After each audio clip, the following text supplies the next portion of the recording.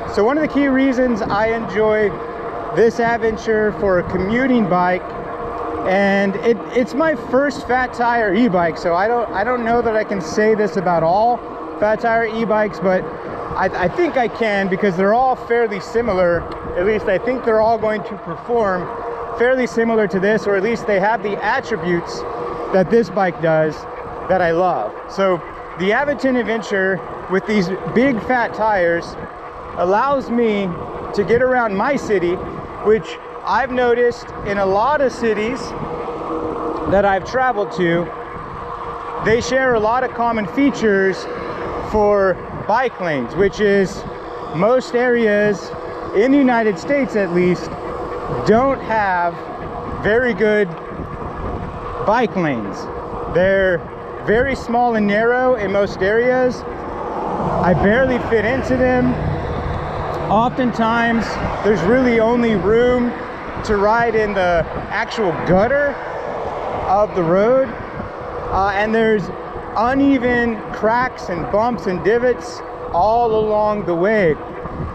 And so I've never really in my road bike felt overly comfortable riding very close to the edge of the road because it's so uneven and so rough.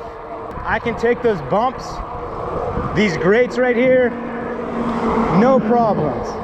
One of the other things to consider about these off-road, all-terrain, big clunky bikes and how they are well suited for commuting is that these big frames, these big heavy bikes can support larger batteries. Larger batteries give me a better range. What I found with this one, the Aventure Model 1 that I have, I find that I'm getting 30 to 40 miles very easily on my daily commutes, which is perfect for me, and I think probably perfect for a lot of commuters. The other thing that I like about this bike and other fat tire e-bikes is that they generally will reach speeds up to 28 miles an hour, which is fantastic. I know other commuter bikes can do that. This one getting up to 28 miles an hour is a huge selling point for me, because at the distances that I travel each day, I really do appreciate those extra 8 miles an hour, because for my daily commute, that cuts off about 10 minutes from my commute. The next thing is, I'll show you here as I take off the line, why this bike is so great in the city is this thumb throttle will allow me to get off the line really fast, not really slow traffic down, not get in the way and cause trouble. I find when you kind of slow people down on the road, especially when people are trying to get to work, bad things happen. People get frustrated, people try to squeeze by you in dangerous situations. But with this, I find it keeps me from those situations because it gets me out of the gates pretty quickly. Oftentimes, I make it through traffic, cross the lane in the same amount of time that a car would. Here we go, I got that thumb throttle going, gets me up and going, and then I got my legs underneath me to pedal and get up to that full range of speed without having to worry so much about the car next to me trying to get by me. The other thing that makes this fat tire e-bike and others like it excellent for commuting is that front suspension. As you just saw me nail a pothole one-handed, and it absorbed the blow for me. With a road bike and a lot of commuter bikes out there on the market, they just have your typical standard hard front forks. They don't have the shock absorber front fork, which makes it really, really uncomfortable.